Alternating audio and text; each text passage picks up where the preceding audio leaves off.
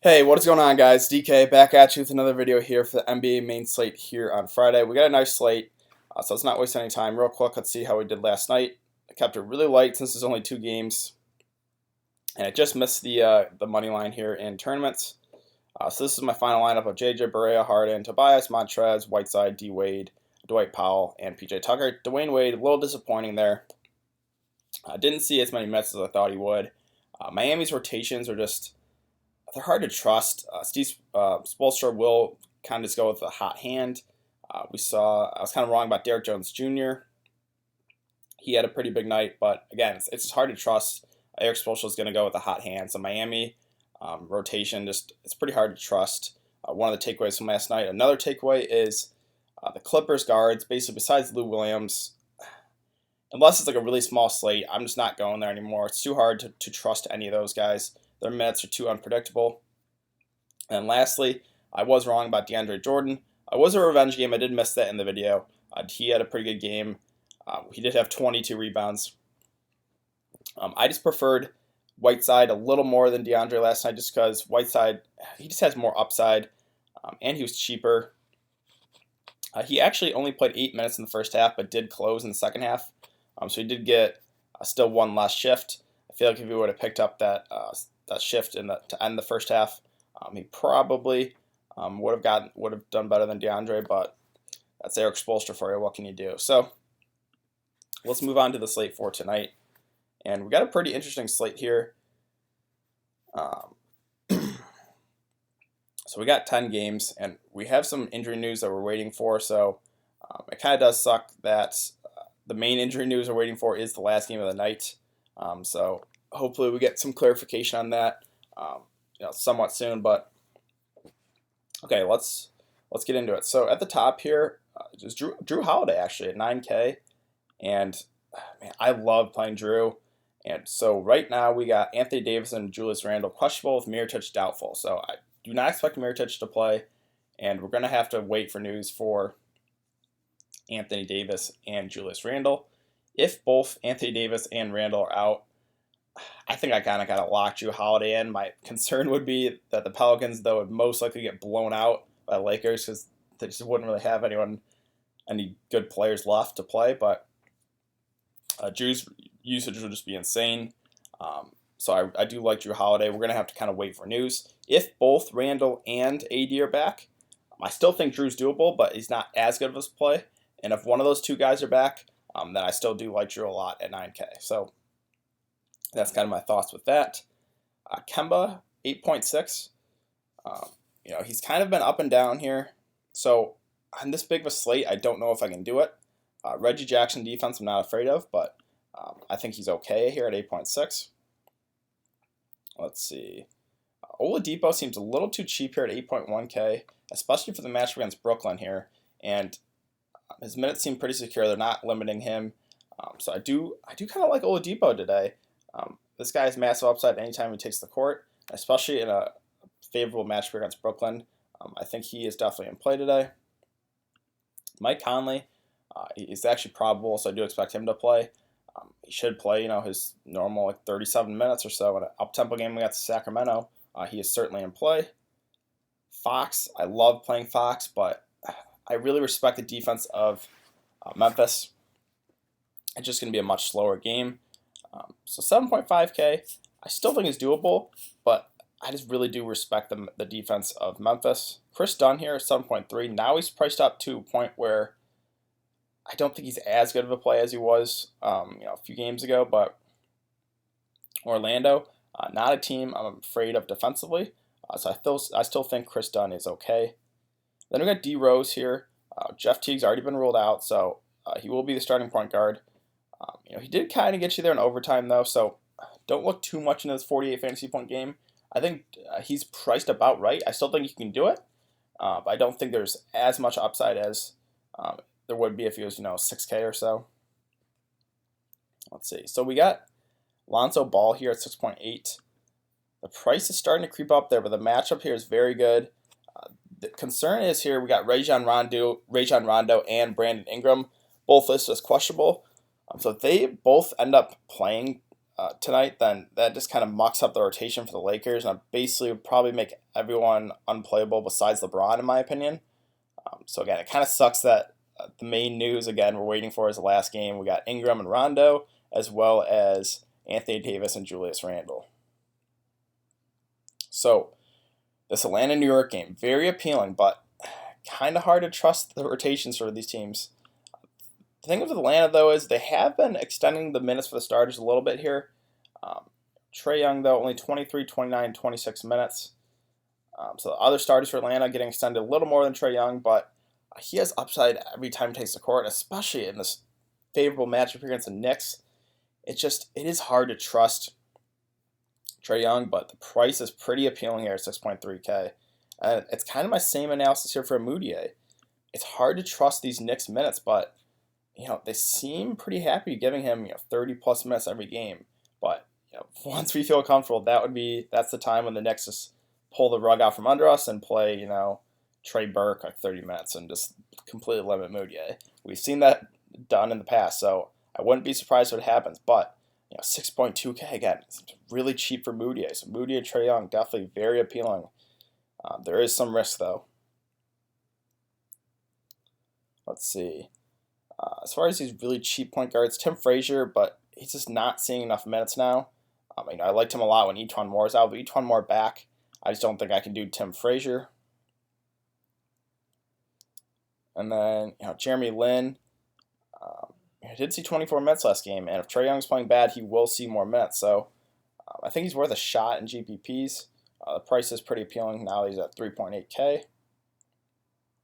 Okay, let's move on to shooting guard. So DeRozan, 8K. Is it just me, or does the Spurs literally get involved in a blowout? Either they blow out teams or get blown out every single night, it feels like. Besides the Chicago game, literally the last 5 or so games the Spurs have been a blowout. So the price has come down on a lot of these Spurs. So DeRozan, Aldridge, Rudy Gay, I think are all in play here. Minnesota, not the best defensive team, not the worst defensive team. It's a pretty mediocre matchup. So I think these Spurs are pretty good. Hardaway, kind of my same analysis here with Moutier, Trae Young. And this is a great game, but it's just kind of hard to trust the minutes. Hardaway, though, 43, 35, 35. I did only see 20 minutes last game, but seems like they're pretty happy giving him 35 minutes. So, but the thing is, he's priced all the way up to 7.4K. It is a revenge game for Hardaway, so I definitely think he is playable here. Let's see. So Jeremy Lamb, Charlotte seems pretty happy giving him all the minutes he can handle. So if he's going to continue to see 35+ minutes every single night, then he's definitely in play. Matchup against Detroit, not the best, not the worst.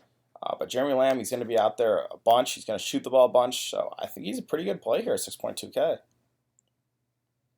Again, Brandon Ingram. I don't think I could play either him or Rondo if they play, because I think they would be limited. But if both of them end up being back, it just kind of mucks up the rotation where, again, I think everyone but LeBron would be out of play for me. So VanVLEET, he was kind of chalky the other night. Kind of let some people down with Lowry out. Lowry is out again, so I do expect VanVLEET to pick up the start. He shot the ball 4 of 17, so I don't expect that again. The matchup here is pretty good, so I think VanVLEET, definitely doable. Yes, Kyle Lowry's out, so I definitely think Fred VanVLEET, you could go back to the wall. He is priced up, though, to 5.5K, where he's not really a lock and load value play like he was earlier. Let's see, Reggie Bullock, so don't go crazy and chase this game. This is the thing with the scoring-dependent guys. I really do not like playing guys that are scoring dependent to get fantasy points. If his shot's not falling, and he's priced up all the way now to 4.8K, where he can definitely burn you. So I'll let others chase this big 43 fantasy point game. He's not really going to do much in the assist department, not much in the rebounds. It's basically scoring or bust. I don't like playing guys like that, so I'm really worried about Reggie Bullock. I'll let other people chase that big game. Kevin Huerter, I think he's okay. His minutes seem pretty secure. It's just he doesn't really have that much upside. So I think he's okay at 4.5. KCP, so if Ingram and Rondo are out again, then maybe you could look to KCP. They seem pretty content actually giving him the minutes over Josh Hart right now. So maybe you could do KCP. But again, he's kind of scoring dependent as well, so I wouldn't really feel comfortable playing him. As far as really cheap guys, Dotson, you never know. Maybe the Knicks extend him.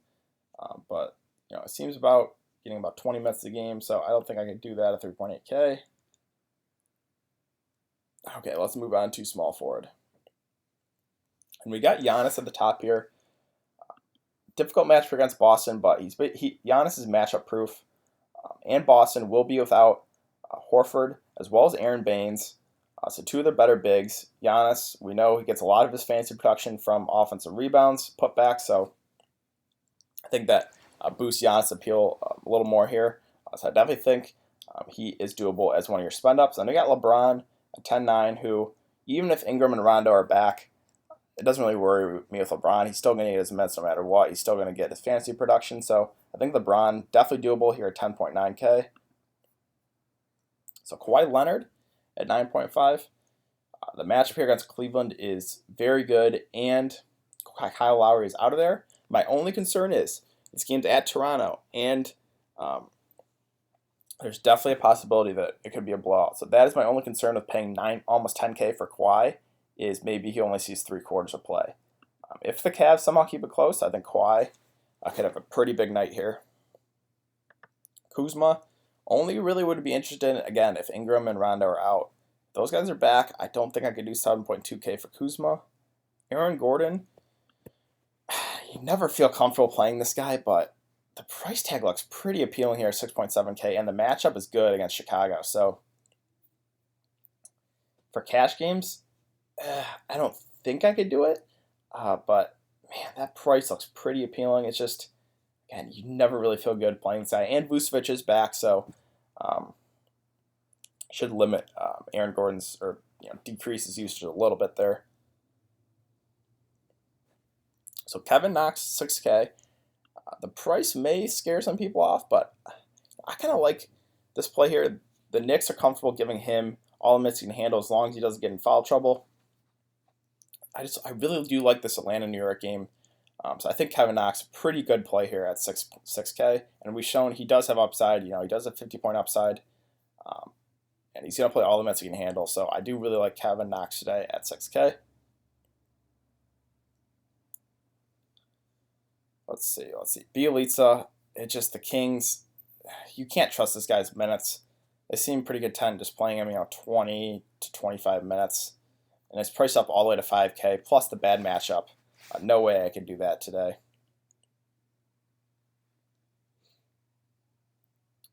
Let's see. Kyle Anderson at 4.6K. This is questionable. Michael Green, questionable as well. So we're going to have to kind of wait. If he does play, I wouldn't mind it. Again, the matchup is pretty good here against the Kings. Let's see. As far as these really cheap guys like Darius Miller, maybe if Randall and Anthony Davis are out, maybe you could look to Darius Miller, but would you really feel comfortable playing Darius Miller on a slate? I don't know. Just this slate right now, we're going to have to wait for news, but right now, the slate is kind of lacking value. There's not a whole lot of good value plays, in my opinion. Okay, so Anthony Davis. So my analysis is, if he plays, he's a great play against the Lakers, but we're going to have to kind of wait for news. And the same thing with Randall here. If he plays, he's a great play. Mirotic, I don't expect him to play. So if Randall plays and Anthony Davis is out, then I'm just locking in Randall as well as Jrue Holiday. If Anthony Davis plays and Randall's out, then I'm locking in Anthony Davis as well as Jrue Holiday. If Anthony Davis and Julius Randle are both out, I'm still locking in Jrue Holiday, and then maybe go with a cheap Pelican or two. So that's kind of my thoughts there. And then if both Randall and Anthony Davis play, I think I play both Anthony Davis and Randall. Maybe play Jrue too, but that's, that would be kind of pushing my salary cap there. But again, those three would basically be the whole offense for the Pelicans. Again, Aldridge, my same analysis here with DeMar DeRozan. They've been in a bunch of blowouts where the prices kind of come down here. I'm not afraid of Karl-Anthony Towns' defense at all. The only concern is Cat maybe getting Aldridge in foul trouble, but he should play 30-plus minutes if the game stays close. So Aldridge, I definitely think is doable here at 8K. Markkanen. So we got news that Bobby Portis will be out for 2 to 4 weeks. My concern is this guy's kind of scoring dependent. So if his shot's not falling, he's not going to get you there, but he does have upside. The concern is here. Let me go down to Jabari Parker. So I thought maybe they would just give more minutes to Markkanen as well as Wendell Carter Jr., but the coach said Jabari needs to be ready to play Thursday, for Friday. So that kind of leads me to maybe they're just going to add Jabari Parker back to the rotation. So that would kind of downgrade Lauri Markkanen. I don't know. 7K is a lot to pay for a guy who is kind of scoring dependent. So he's not. I mean, he's going to get rebounds too, but if his shot's not falling, he's not going to get you there. So that is my concern with Lauri Markkanen. Larry Nance, I thought he would be chalky the other night. He surprisingly came up pretty low owned, which was good.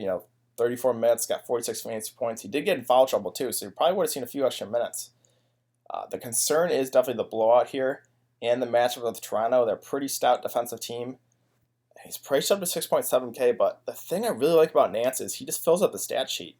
Points, rebounds, assists, blocks, steals. He's an energy guy. I really like playing guys that fill up the stat sheet, so I'm definitely still considering Nance. I know he's priced up to 6.7, but definitely considering it.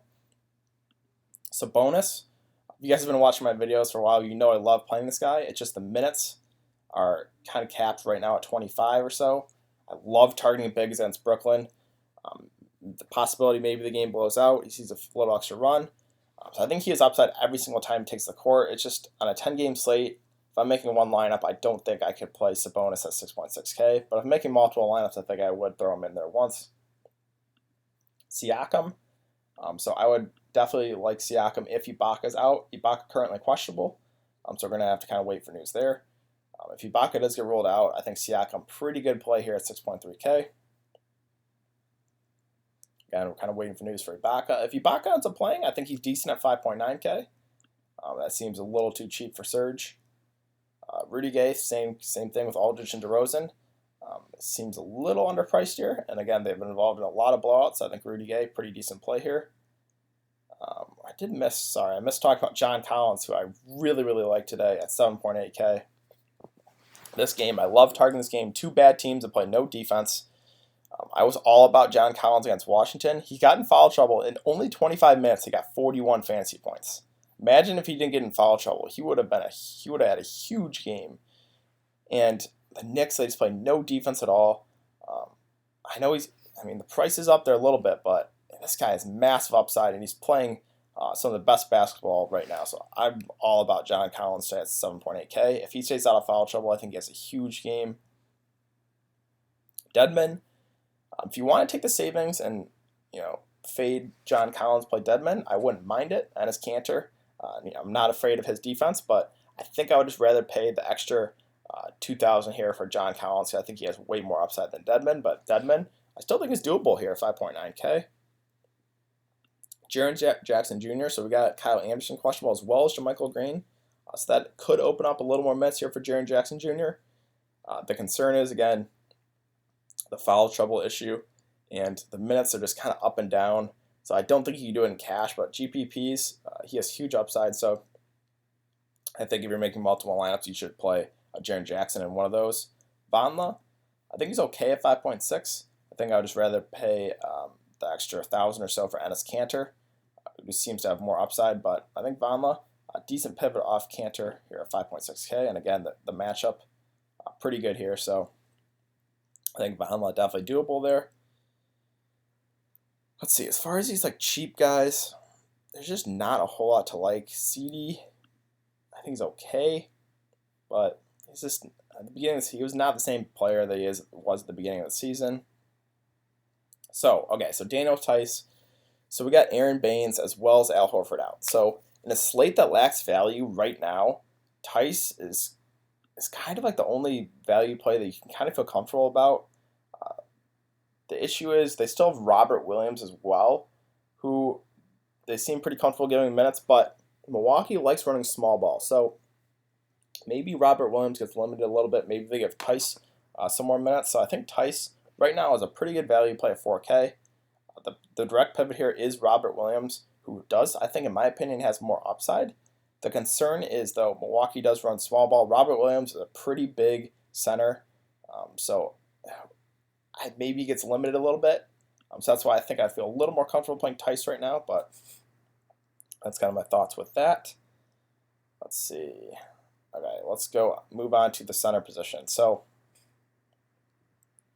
we got, Blake Griffin, 9.4K against Charlotte.